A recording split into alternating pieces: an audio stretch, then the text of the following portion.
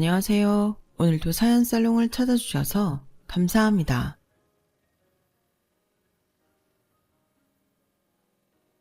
저는 40대 중반의 여성이에요. 저는 15년 전쯤 이혼을 하고 쭉 혼자 살다가 얼마 전 푸근한 사람과 연이 닿아 조촐한 식을 올렸어요. 사실 이전에 너무 되어서 다시는 결혼 같은 거 안 한다고 다짐하며 살았는데 진짜 인연을 만나려고 그 긴 세월을 보냈나 싶네요. 저는 엄마 아빠가 일찍 돌아가시고 엄마의 유일한 언니인 이모가 저를 걷어주셨어요. 이모부도 좋으신 분이라 저를 가족으로 서류에 올려주셨고요. 이모의 친딸과는 친언니 동생처럼 아웅다웅 싸우기도 하고 사이좋게 지내며 컸답니다. 저는 이모네 집에 가고 얼마 안 돼서부터 이모를 엄마라고 부르고 이모부를 아빠라고 불렀어요. 제가 이모부를 부르는 걸 본 동네 아이들이 저를 부모 없는 아이라고 놀리고 때리기까지 했거든요. 훌쩍훌쩍 울며 집에 들어와 잠든 제가 깼을 때 이모는 저를 앉혀놓고 이렇게 말씀하셨어요. 혜인아, 이제부터는 이모랑 이모부한테 엄마 아빠라고 불러. 알겠지? 애들한테도 우리가 엄마 아빠라고 해. 그래도 이모랑 이모부잖아. 혹시 언니가 싫어하면 어떡해? 안 싫어해. 유진이 언니도 좋다고 했으니까 걱정 마. 이모부도 꼭 그렇게 하라고 했으니까. 앞으로는 엄마 아빠라고 하는 거다. 알았지? 라며 이모는 저한테 단단히 말씀하셨어요. 그게 제가 학교 들어가기 전이었으니 학교에서는 처음부터 제가 이모네 딸인 줄 알았죠. 저는 이모와 이모부의 사랑을 듬뿍 받으며 컸고 대학을 졸업하고 결혼을 하게 됐어요. 이모부는 제가 대학 때 돌아가셔서 결혼식을 보지 못하셨지만 이모는 당당히 혼주 자리에 앉으셔서 결혼을 지켜보셨죠. 저한테는 엄마나 다름없는 이모였기에 항상 감사하는 마음으로 가득했고 세상 누구보다 소중한 사람이었어요. 언니도 마찬가지였고요. 엄마라고 부르고 있으니 이모를 엄마라는 호칭으로 이야기를 해볼게요. 제가 결혼하고 2년쯤 지났을 때였어요. 친정에 들르면 엄마가 자꾸 일어나는 걸 힘들어 하시더라고요. 어디가 아프냐고 물어도 별 문제 없다고만 하시더니 몇 달 후에는 정말 아프셨는지 결국 말씀하시더라고요. 내가 허리가 조금씩 저리는 것 같더니 팔다리도 저릿저릿하고 이제는 허리가 너무 뻐근해서 잘 움직이지를 못하겠어. 그래서 엄마한테 엎드리라고 하고 허리를 주무르는데 어쩐지 허리로 연결되는 척추뼈가 튀어나온 것 같더라고요. 저는 얼른 서울에 있는 큰 병원을 예약하고 엄마를 모시고 가서 진료를 받았어요. 그랬더니 허리로 가는 척추뼈 하나가 완전히 빠져나왔다고 하는 거였어요. 의사는 시술만 하는 방법도 있지만 엄마는 수술을 하시는 게 나을 거라고 하더라고요. 어차피 시술을 해도 나중에 결국 수술로 이어진다고요. 나이 드신 노인들뿐 아니라 젊은 사람들도 꽤 하는 수술이니 크게 걱정하지 않아도 된다고는 했지만 그래도 수술은 수술이니 별별 생각이 다 들었어요.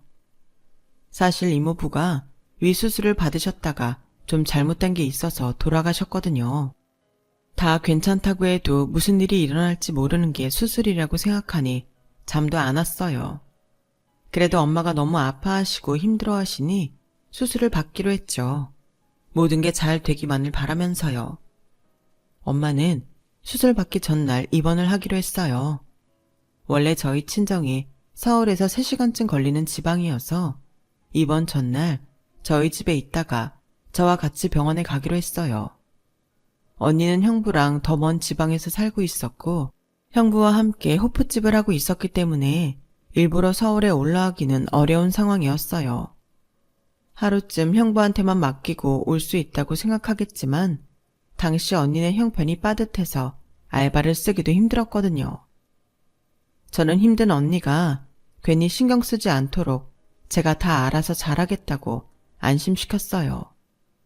그리고 엄마가 저희 집에 계시는 게 당연하다고 생각했죠.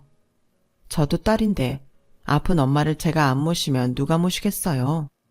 그런데 시어머니랑 남편은 그게 불만이었더라고요. 시어머니는 원래 이기적이라서 자기밖에 모르는 사람이긴 했어요. 평소에도 저희 집에 마음대로 드나들곤 해서 제가 그러지 말아달라고 몇 번이나 말했지만 제가 자기 아들 집에도 편하게 못 가냐고 화를 내더니 그 다음부터는 아주 자기 집처럼 거실이고 안방이고 마음대로 어지럽혀 놓고 남편이 오기 전에 시댁으로 가버리곤 했죠. 그때만 해도 저는 며느리가 시어머니하고 너무 대립해도 안 좋다는 생각에 그저 참고 넘어가곤 했어요. 그런데 친정 엄마가 오신다고 하니 시어머니는 아예 짐을 싸들고 저희 집에 왔더라고요. 우리 집 보일러가 고장나고 추위에 파이프가 동파돼서 며칠은 수리를 해야 된다더라. 그래서 말인데 여기서 좀 지내야겠다. 니네 엄마 내가 방 쓰면 자리도 없을 텐데 어디 다른 데 가실 데 없니? 갑자기 다른 데 어디를 가시겠어요. 엄연히 제가 있는데 다른 숙소를 찾는 것도 보기 안 좋지 않나요? 그런데 어머니, 어제 제가 갔을 때만 해도 집 보일러 잘 돌아갔는데 언제 그런 거예요? 오늘은 별로 춥지도 않은데. 제가 가서 다시 확인해보고 정말 수리해도 되는지 기사 만나볼게요. 요새는 노인들 등쳐먹는 수리 기사들도 있대요. 예, 됐다. 뭘 그렇게까지 하니? 아니에요. 저랑 같이 가봐요, 어머니. 됐다니까 그러네. 생각해보니까 집이 그렇게까지 춥지도 않은 것 같고 네 말대로 요새는 날도 좋으니까 일단 다시 집에 가보마. 하고는 쌩하니 시댁으로 돌아갔어요. 어째 시어머니가 일부러 그러는 것 같아서 같이 집에 가보자고 했던 건데 제 예감이 맞는 것 같았어요. 저는 너무 속상해서 퇴근하고 온 남편을 붙잡고 제 속 이야기를 했어요. 내일이 우리 엄마 오시기로 했잖아. 그런데 시어머니가 갑자기 집에 보일러 고장나고 파이프 동파됐다면서 여기 있어야겠다고 하더라. 그래서 내가 집에 같이 가보자고 하니까 됐다고 화내시면서 다시 가시는 거 있지? 어머니, 우리 엄마나 친정 식구만 오면 여기 오셔서 자리 안 내주셨잖아. 그랬던 거 생각하니 일부러 그러시나 싶어 섭섭해. 엄마 아파서 수술하러 오시는 건데 꼭 그러셔야 되나? 엄마도 정말 집이 추우니까 그랬겠지. 근데 장모님 여기 오시면 같이 있기 불편하시니까 그런 거 아니겠어? 당신도 참, 어른이 춥다고 하면 그런 줄 알지. 뭘 그렇게 생각해? 엄마도 장모님 생각해서 집으로 다시 가신 것 같은데 그냥 좋게 생각해. 솔직히 당신이 우리 엄마 더 불편해하는 것 같아. 오히려 저를 이기적인 사람처럼 만드는 남편의 말에 저는 섭섭했어요. 남편은 시어머니가 그동안 어떤 식으로 했는지 잘 모르니 그럴 수도 있겠다 싶었죠. 시어머니가 남편이랑 있을 때에는 저희 친정 이야기는 하지 않았거든요. 아니, 아예 저도 관심이 없었죠. 그저 자기 아들하고 자기밖에 없는 사람처럼 자기들만 아는 이야기를 계속하고 저를 투명인간 만들었으니까요. 남편은 시어머니가 그러는 것조차 눈치채지 못하는 사람이니 오히려 제가 이상해 보일 수 있었을 거예요. 다음 날 엄마가 집에 왔고 제가 빈방에 엄마 이부자리를 봐드리고 편히 쉬게 해드리고 있을 때였어요. 갑자기 현관문 열리는 소리가 나더니 시어머니가 친구분을 데리고 오셔서 부엌에서 크게 떠드시는 거예요. 제가 나갔는데도 저는 본 척 만 척, 마치 저희 집이 시어머니 집인 양 식탁에 포장 음식들을 내놓고 접시며 이것저것 다 꺼내서 먹는 거였어요. 어머니, 갑자기 말도 없이 어쩐 일이세요? 어제 말했잖아. 우리 집 보일러 고장났다고. 오늘 이 친구랑 우리 집에서 밥 먹고 같이 놀기로 했는데 집이 그 지경인데 어떻게 초대를 하니? 라더니 아무렇지 않게 밥을 다 먹고는 저한테 과일을 깎으라더군요. 그러더니 그제서야 이러는 거였어요. 어머, 안 싸둔 와 계셨네? 그러고 보니 현관에 신발도 있고. 아니, 우리 안싸두는 꼭 사오려면 딸 집에 들러붙는다? 좀 그렇지 않니? 아무리 딸이라도 지 가정이 있는데. 라며 적반하장 같은 말을 하더니 엄마가 있는 방 쪽을 향해서 오셨냐고 자기는 친구랑 있다고 하더니 다시 수다를 떨더라고요. 남편하고 셋이 있을 때 저를 투명인간 취급했던 것처럼 이번에는 저희 엄마까지 투명인간 취급을 하는 것 같았어요. 아무리 그래도 자기 친구한테 엄마를 흉보듯이 말하면서 제대로 인사도 안 하는 시어머니 때문에 기분이 나쁘더군요. 하지만 엄마는 아파서 약을 드시고 주무셔서 아무것도 몰랐어요. 시어머니와 친구는 저녁 시간이 지나서도 갈 생각을 안 하더라고요. 그러니 배가 고프다며 음식을 시켜달라는데 딸랑 자기네 것만 말하는 거였어요. 어차피 엄마 드실 걸로 따로 국을 끓이고 있었기 때문에 그러려니 하려고 했지만 저렇게 배려 없는 사람들의 저녁값을 제가 내야 된다는 건 좀 억울하더라고요.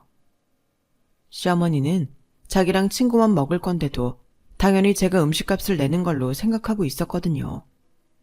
정말이지 화를 꾹 참고 배달 기사한테 음식값을 내고는 엄마 밥을 챙겨서 방으로 가는데 거실을 떡하니 차지하고서 점심도 굶은 사람처럼 친구와 개걸스럽게 밥을 먹던 시어머니는 얘, 거기 방문 좀 닫고 먹으라. 아픈 사람도 은근히 냄새가 나더라고. 밥 먹는데 비위상해. 근데 뭐 남들 안 받는 수술이나 받는지 원? 아주 유세다 정말. 라며 쩝쩝거리는데 정말 친구분만 아니었으면 한바탕 하고 싶더라고요. 하지만 엄마는 정작 침착한 모습으로 제가 갖다 드린 저녁을 잡수셨어요. 시어머니는 남편이 오기 전에 친구분과 집으로 돌아가셨고 조금 있다가 남편이 왔어요. 그런데 남편도 엄마가 수술 때문에 왔는데도 형식적으로 방을 쓱 들여다보고는 고개짓만 하고 문을 닫는 거 아니겠어요? 엄마 내일 수술 받으시는데 몸은 좀 어떤지, 마음은 편하신지 그런 것 좀 물어봐야 되는 거 아니야?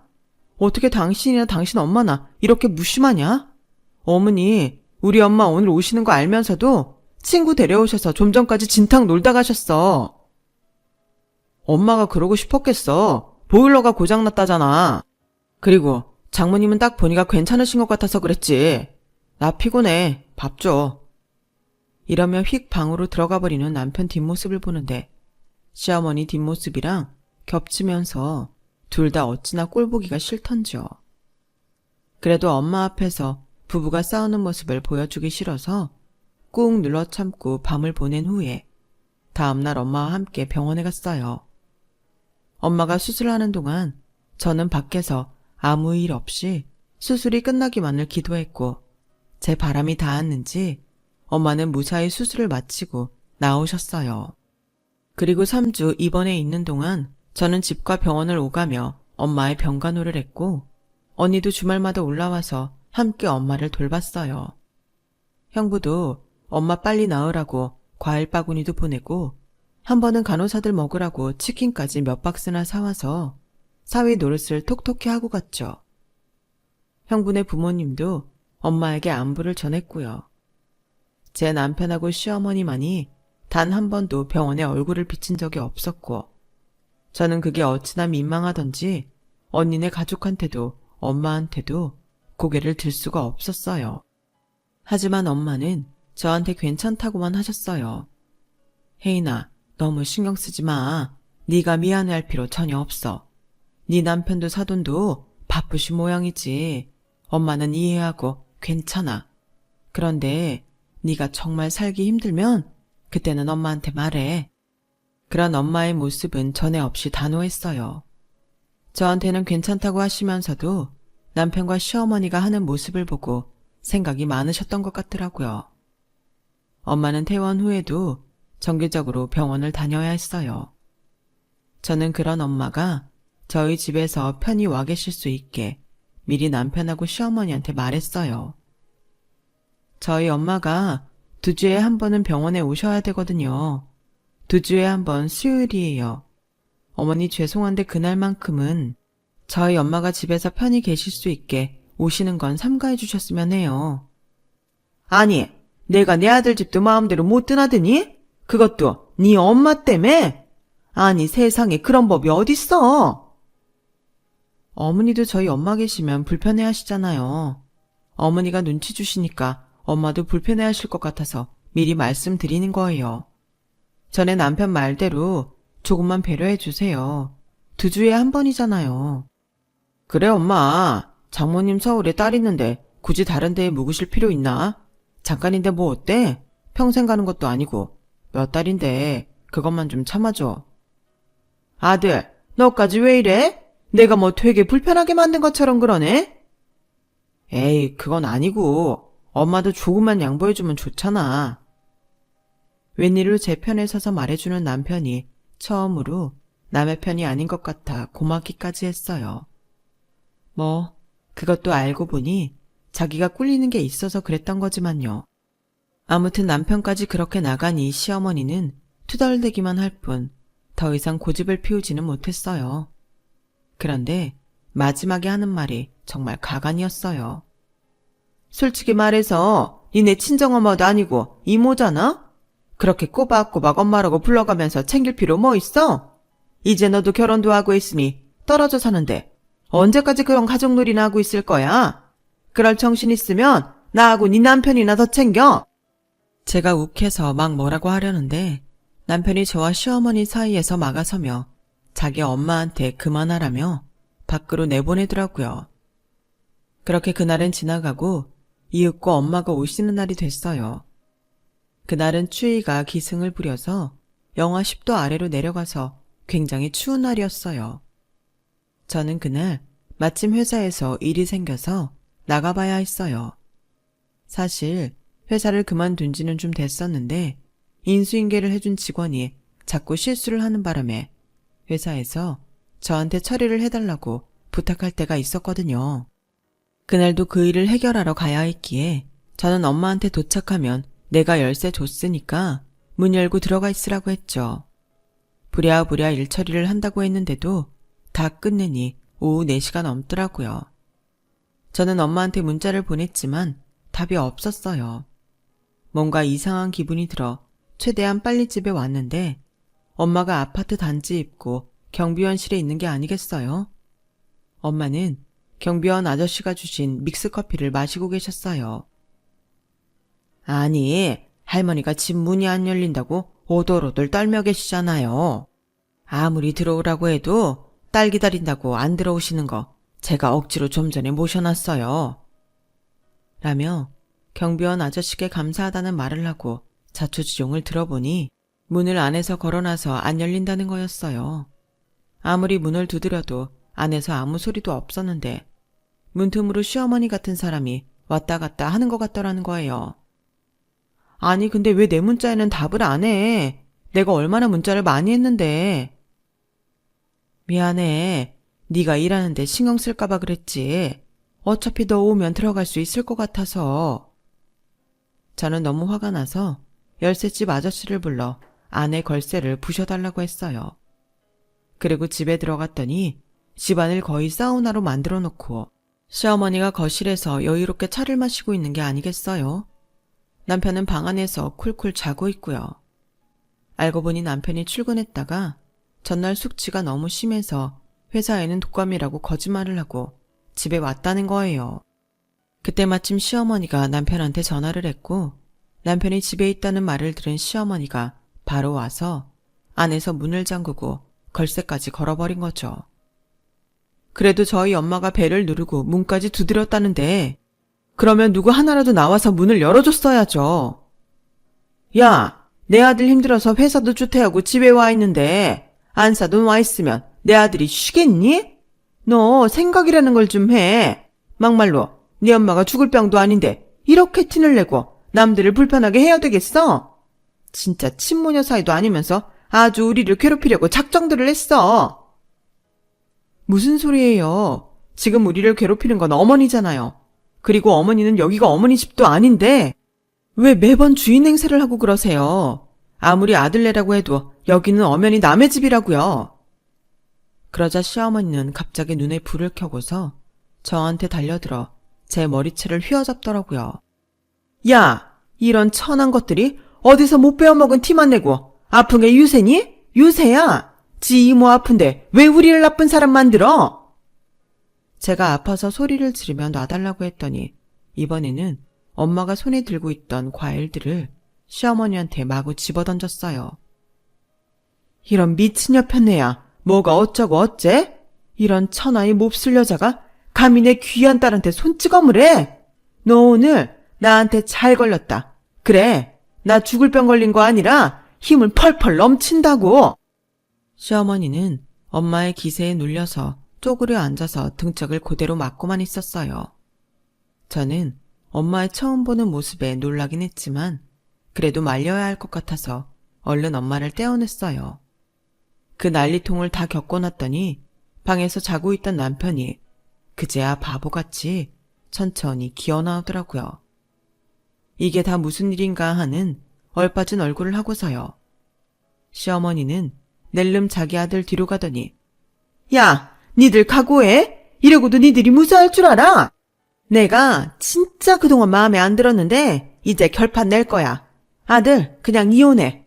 뭐하러 저딴 거랑 사느라 네 인생 어비해. 이혼하고 좋은 여자 만나. 그러자 남편은 인상을 찌푸리면서 저와 엄마에게 아, 진짜 조용히 좀 살아요, 우리. 저희도 양보할 만큼 하는 것 같은데 왜 꼭 일을 이렇게 크게 만들려고 그러세요? 당신은 오늘 무슨 일이 있었는지 알기는 하고 그런 말을 해.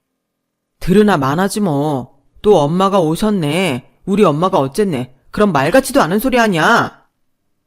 남편이 그렇게 저와 엄마를 무시하는 투로 말하자 시어머니는 그거 보란 듯이 의기양양한 표정으로 우리를 쳐다봤어요.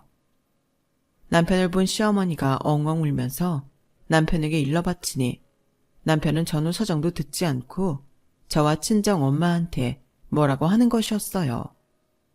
그러자 엄마는 결심한 표정으로 이렇게 말했어요. 아, 그래? 그게 자네 뜻인가? 알겠네. 당신들 뜻이 그런 거면 됐어요. 충분히 알았어. 혜인아, 됐다. 가자. 너 더는 이런 인간들하고 엮일 필요 없다. 라더니 엄마가 먼저 나서서 집을 나가셨어요. 그제야 남편은 뭔가 실수했다는 표정으로 머리를 긁더니 시어머니한테 엄마는 또 뭘 어쨌길래 그래. 내가 장모님한테 잘 좀 하라고 했잖아. 넌 왜 그렇게 네 처가 편 만드는 거야? 네 엄마 편을 들어야지. 저런 볼 거 없는 집안하고 결혼한다고 할 때부터 내가 아주 쎄하더니만 내 아들까지 이상하게 만들어놨네. 저는 그 기가 찬 소리에 한마디 하려고 나가다가 말고 뒤를 돌았는데 엄마가 제 손목을 끌고서 됐으니까 더 상대하지 말라며 밖으로 나왔어요. 저는 엄마와 함께 호텔로 갔고 엄마는 호텔방에서 저를 앞에 앉혀놓고 제 뜻을 재차 확인했어요. 너 박서방하고 더 안 살 거야? 어떻게 할 건지 지금 확실히 말해. 안 살아. 나 진짜 질렸어. 못됐다고 해도 이 정도일 줄 몰랐어. 어떻게 엄마가 문을 열어달라는데도 모른 척하고 지들만 뜨뜻한 데서 몸을 지지고 있어. 그리고 그 집 살 때 내 돈이 더 들어간 거 알지? 그런데도 뭐? 지 아들 집이니까 자기 집이나 마찬가지라고? 진짜 뻔뻔하기가 하늘을 찌르네. 제가 흥분해서 다다다 말하자 엄마는 알았다고 하더니 언니한테 전화를 하더라고요. 유진아, 너 이제 그만 나랑 경찰서에 가자. 혜인이 더는 박서방하고 안 산댄다. 저는 그게 다 무슨 말이냐고 했고 엄마는 그간 저한테 하지 않았던 말을 해줬어요. 제가 남편과 사귀면서 결혼 말이 오갈 때에 둘이 같이 언니 부부가 운영하는 호프집에 간 적이 있었어요. 그때 저는 다음 날에 회사에 빨리 출근을 해야 됐기 때문에 먼저 집에 갔고 남편은 거기서 언니 부부와 좀 더 마시겠다며 고집을 피우고 남아 있었어요. 그런데 제가 가고 나서 일이 터졌었더라고요. 남편이 술 취한 다른 손님과 시비가 붙었는데 그때 남편이 과하게 호프집 집기를 집어 던지고 컵이고 뭐고 많이 깨부셨다는 거였어요. 그 과정에서 언니는 팔을 다치기도 했고요. 화가 난 형부가 경찰을 불렀더니 남편은 그제야 술이 깼는지 자기가 잘못했다고 다 변상할 테니 제발 경찰은 돌아가게 해달라고 싹싹 빌더라는 거였어요. 정말 자기가 이러지 않는 사람인데 실수였다는 거죠. 언니 부부가 봐도 지금까지 멀쩡했던 사람인데 한순간 실수한 것 같아서 그냥 덮어주고 지나가기로 했다고 하네요. 또 제가 남편을 많이 좋아한다는 걸 알아서 괜히 문제를 크게 만들어 저한테 상처를 주는 건가 싶어 다시 112에 전화해서 실수로 신고했다고 하며 경찰들을 돌려보냈대요. 언니는 치료비도 받지 않았고요. 그리고 저한테 비밀로 해달라고 남편이 하도 사정을 해서 그 일에 관해서는 언니 부부와 엄마만 알고 있기로 했대요. 엄마는 언니가 다쳤다는 말에 자다 말고 오셔서 그 모든 꼴을 보게 된 거였고요. 남편이 무조건 자기 엄마 편만 못 들고 저나 친정 엄마 편을 드는 것처럼 말했던 건 다 이유가 있었던 거죠. 어쩐지 남편은 저희 언니 부부와 만나는 걸 꺼려했고 만나더라도 굉장히 불편해하고 빨리 헤어지고 싶어 했는데 그게 다 예전 사건 때문에 그랬던 거였어요. 저는 정말 그런 일이 있었는지 까맣게 모르고 있다가 엄마한테 말을 듣고 어찌나 놀랐는지 몰라요. 사실 언니가 결혼 전에 저보고 남편에 대해 얼마나 알아보고 결혼하는 거냐고 물어본 적이 있거든요. 남편은 저희 회사 거래처 사람이었고 겉보기에는 정말 젠틀하고 사교성이 좋아 보였어요. 그 사람도 저를 좋아했지만 저도 남편을 많이 좋아했고요. 거래처니 일로 자주 만났고 그래서 저는 남편에 대해 알 만큼은 안다고 생각해서 언니한테도 잘 안다고 했거든요. 거래처에서도 남편 평은 괜찮은 편이었고요.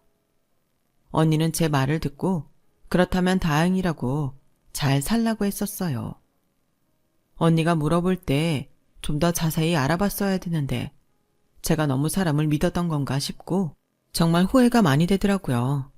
왜냐하면 남편이 결혼하고도 한번 화가 좀 난다고 집안 물건을 다 집어 던진 적이 있거든요. 그때 제가 집을 나간다고 하자 다시는 안 그러겠다고 해서 그저 한순간 욱해서 실수했구나 했는데 원래 성격이 그랬던 거였어요. 저는 결혼하고 1년도 안 돼서 이런 일들이 벌어진 게 너무 속상하기도 하고 몰랐던 남편의 모습에 배신감을 느꼈지만 더 살다가 후회하느니 차라리 이게 낫다는 생각도 들었어요. 시어머니는 자기 아들이 언니네 가게에서 그런 사고를 친 것도 모르고 저희 집안이 별 볼 일 없다며 그렇게 못되게 군 거였어요. 그런데 남편이 모르는 게 하나 있었어요. 그때 증거들을 싹 다 형부가 갖고 있었다는 걸요. 가끔 진상 손님들이 술 취하고 일을 벌이기도 해서 CCTV를 여기저기 설치해 놨었는데 남편이 했던 일들이 녹화된 걸 그대로 갖고 있었던 거예요. 언니 병원 진료 기록까지 떼어놨었고요. 사실 형부는 제 결혼을 말리고 싶었다고 해요. 그날 본 남편의 모습이 형부 눈에는 별로였었다고요. 그래도 남편이 저한테는 잘해주는 거 보고 자기 여자는 잘 챙기는 사람이구나 했는데 깜빡 속은 것 같다고 화를 냈어요.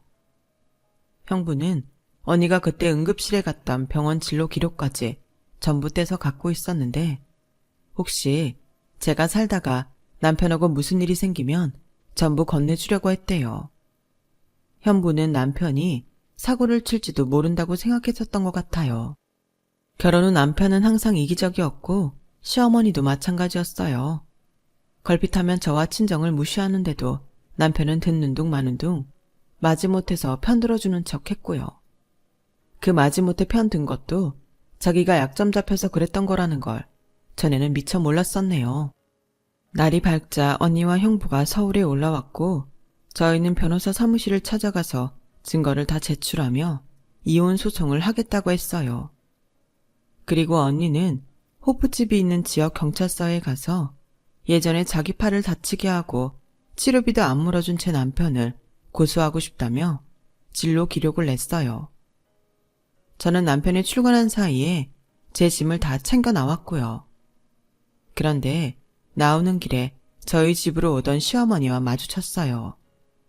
시어머니는 제가 짐을 싸들고 나와서 택시를 부르는 걸 보면서도 코웃음을 치며 비웃었어요. 네가 그런다고 우리가 눈 하나 깜짝할 것 같아? 너 같은 혹 떨어지면 우리 아들이야 더 좋다? 이혼하면 여자가 더 손해지 우리 애가 손해볼 것 같아? 어디 댁의 아들이 재혼을 제대로 할 수 있는지 두고 보죠. 야, 너 뭐라고 했어? 댁의 아들? 네, 댁의 아들이요. 폭력적이고 아나무인의 이기적인 댁의 아들에 남 무시하고 이기적인 그 엄마까지 대체 어떤 여자가 결혼을 하겠어요? 댁의 아들이요. 예전에 우리 언니 가게에서 사고 친 거 모르죠? 그때 언니 팔 다치게 해놓고 치료비도 안 줬다고 하네요. 저희 언니가 그거 경찰서에 고소한다고 진료기록 갖고 갔으니까 조만간 경찰에서는 부르겠네요. 저희 변호사도 이혼 소송 제가 유리하다고 했고요. 아니, 제가 분명히 이긴대요.